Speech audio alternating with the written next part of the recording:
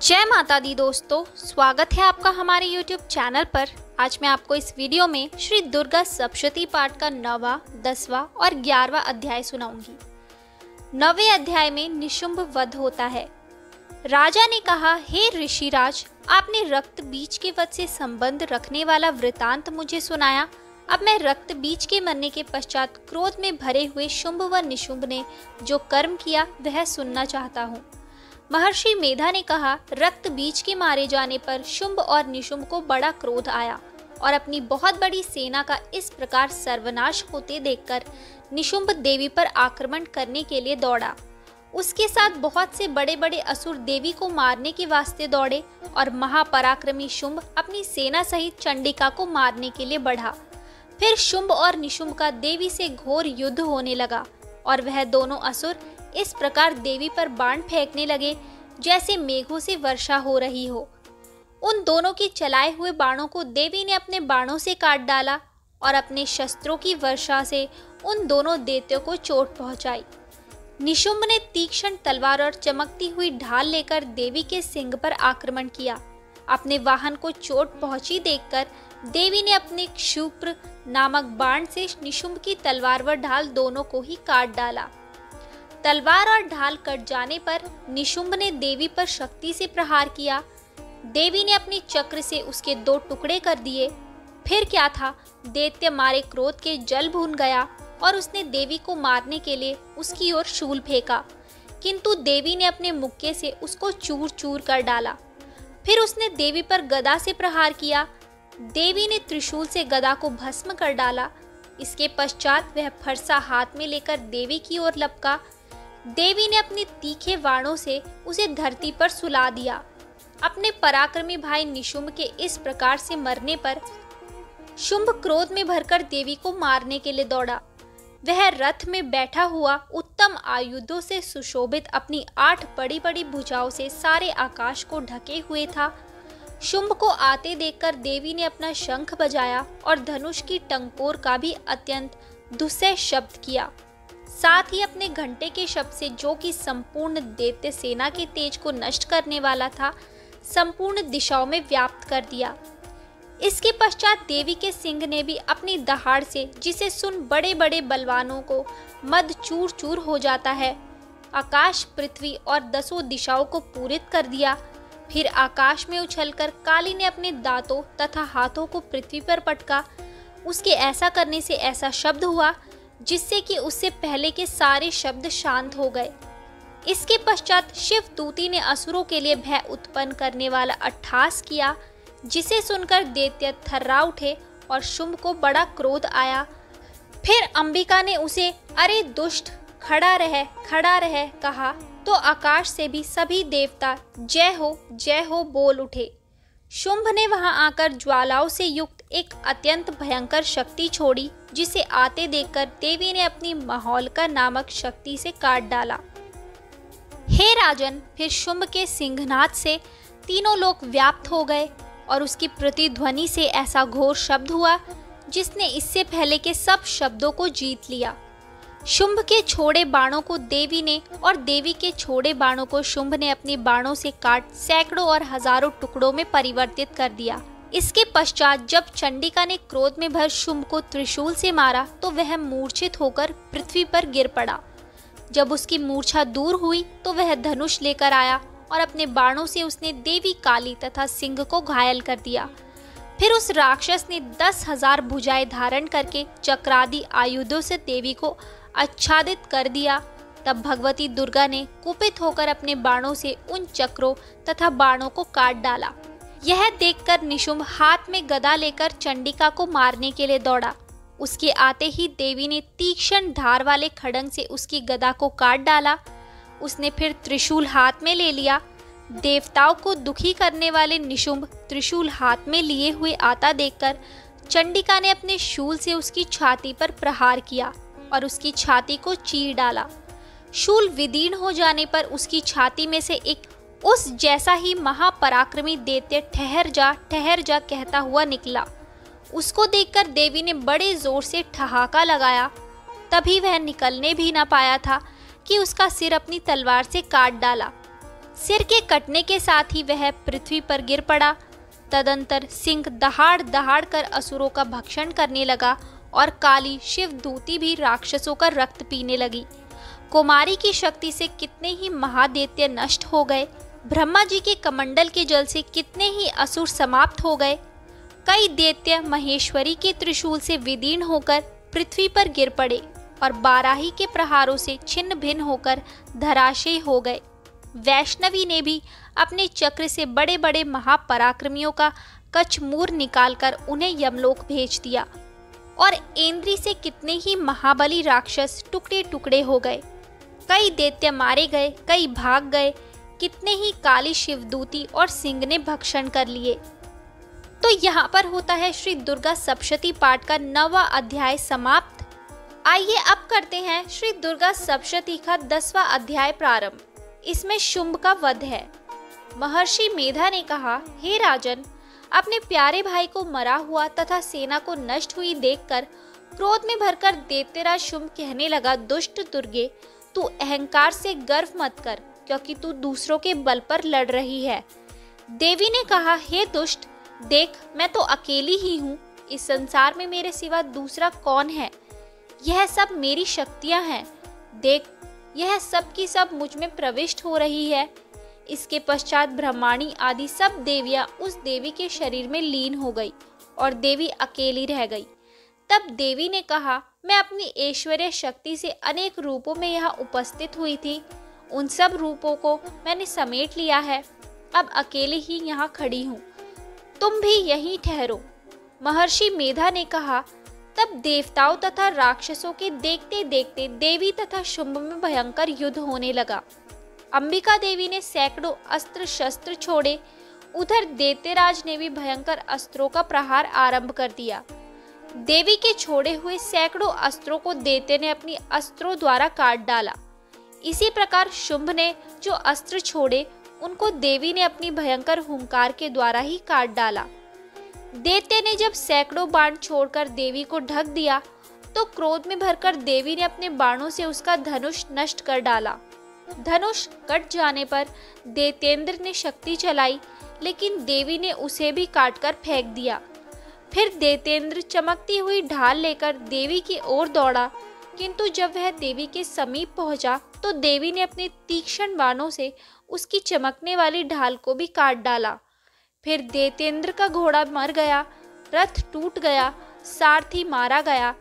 तब वह भयंकर मुर्दग लेकर देवी पर आक्रमण करने के लिए चला, किंतु देवी ने अपने तीक्ष्ण बाणों से उसके मुर्दग को भी काट डाला। इस पर दैत्य ने क्रोध में भरकर देवी की छाती में बड़े जोर से एक मुक्का मारा। दैत्य ने जब देवी को मुक्का मारा तो देवी ने भी उसकी छाती में जोर से एक थप्पड़ मारा।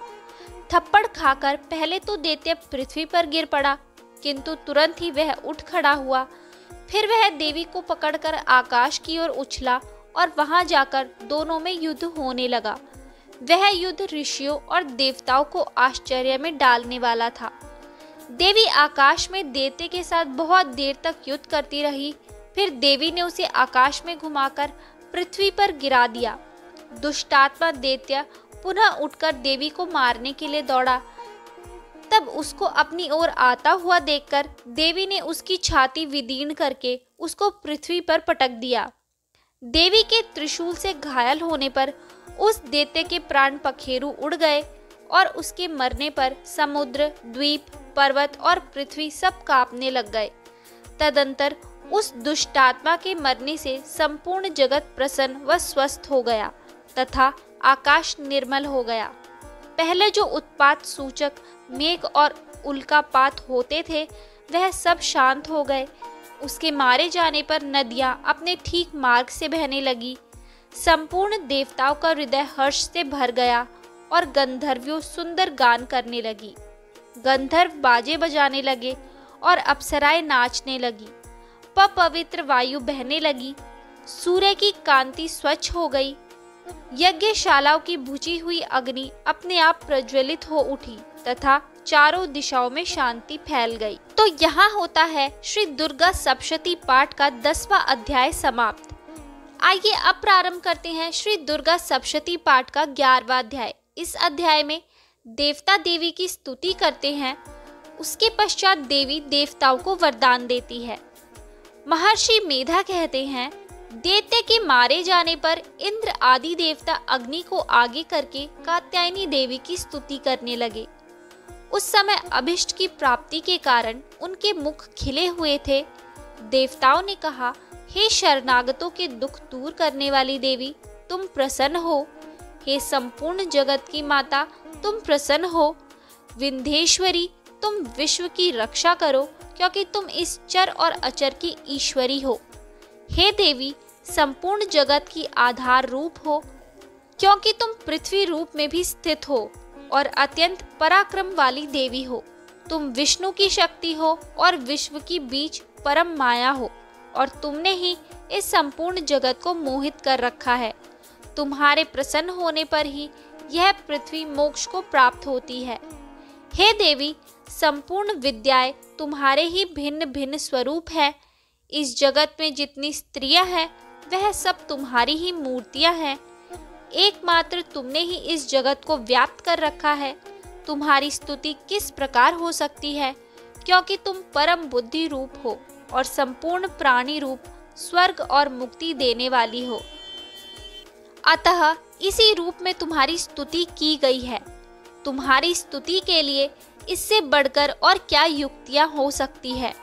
संपूर्ण जनों के हृदय में बुद्धि रूप होकर निवास करने वाली, स्वर्ग तथा मोक्ष प्रदान करने वाली, हे नारायणी देवी, तुमको नमस्कार है।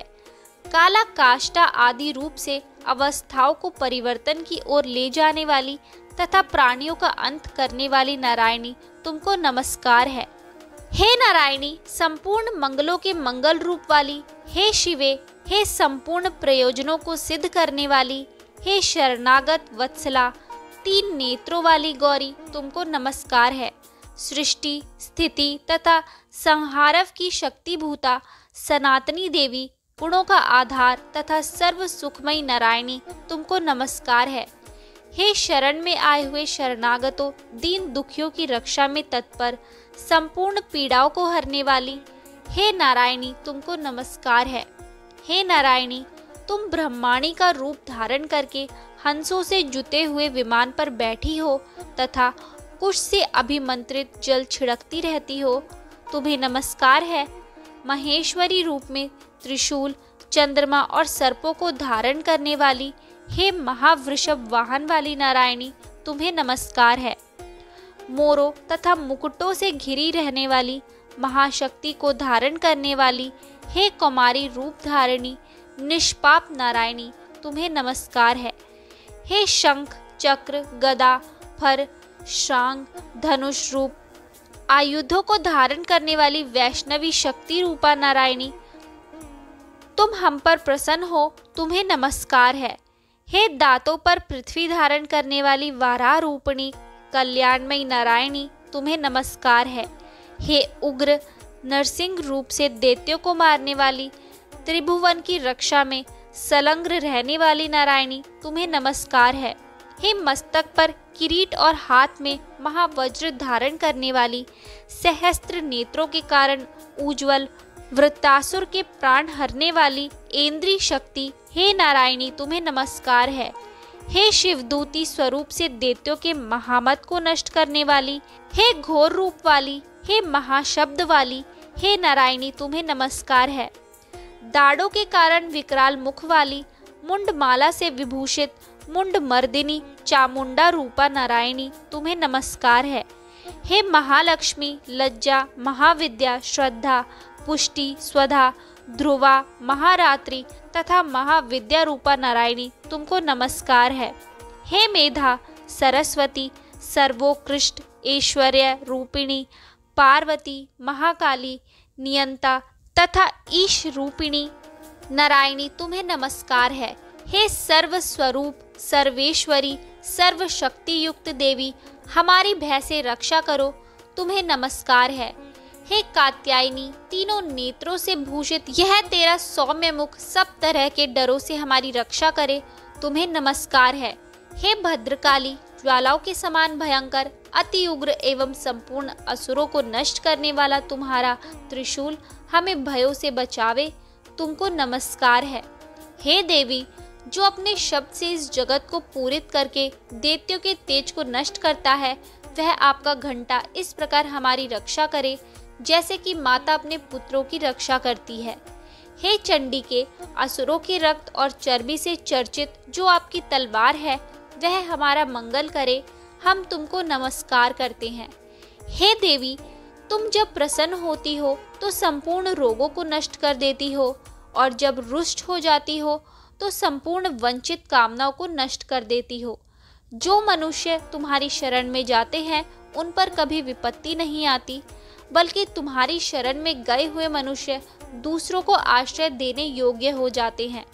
अनेक रूपों से बहुत प्रकार की मूर्तियों को धारण करके इन धर्मद्रोही असुरों का तुमने संहार किया है, वह तुम्हारे सिवा कौन कर सकता है।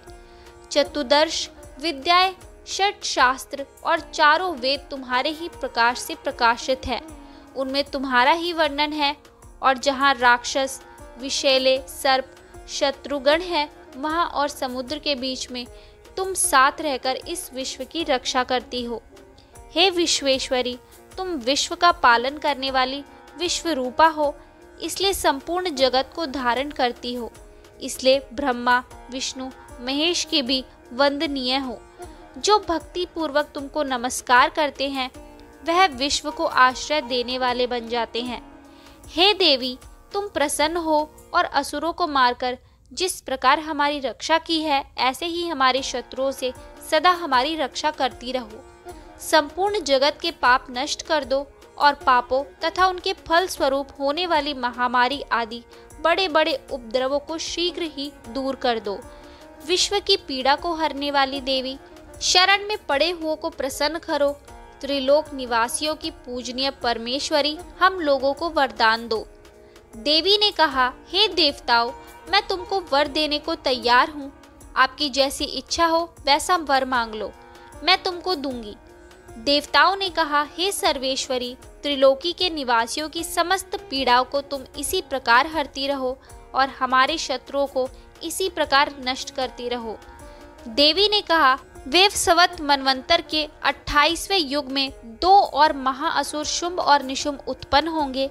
उस समय मैं नंद गोप के घर से यशोदा के गर्भ से उत्पन्न होकर विंध्याचल पर्वत पर शुंभ और निशुंभ का संहार करूंगी। फिर अत्यंत भयंकर रूप से पृथ्वी पर अवतीर्ण होकर मैं वेप्रचिति नामक दानवों का नाश करूंगी। उन भयंकर महाअसुरों को भक्षण करते समय मेरे दांत अनार पुष्प के समान लाल होंगे। इसके पश्चात स्वर्ग में देवता और पृथ्वी पर मनुष्य मेरी स्तुति करते हुए मुझे रक्त दंतिका कहेंगे। फिर जब 100 वर्षों तक वर्षा न होगी तो मैं ऋषियों के स्तुति करने पर आयोनिज नाम से प्रकट होंगी और अपने 100 नेत्रों से ऋषियों की ओर देख। अतः मनुष्य सताक्षी नाम से मेरा कीर्तन करेंगे। उसी समय मैं अपने शरीर से उत्पन्न हुए प्राणों की रक्षा करने वाले शाकों द्वारा सब प्राणियों का पालन करूंगी, और तब इस पृथ्वी पर शाकंभरी के नाम से विख्यात होंगी। और इसी अवतार में मैं दुर्गे नाम महाअसुर का वध करूंगी, और इससे मैं दुर्गा देवी के नाम से प्रसिद्ध होंगी।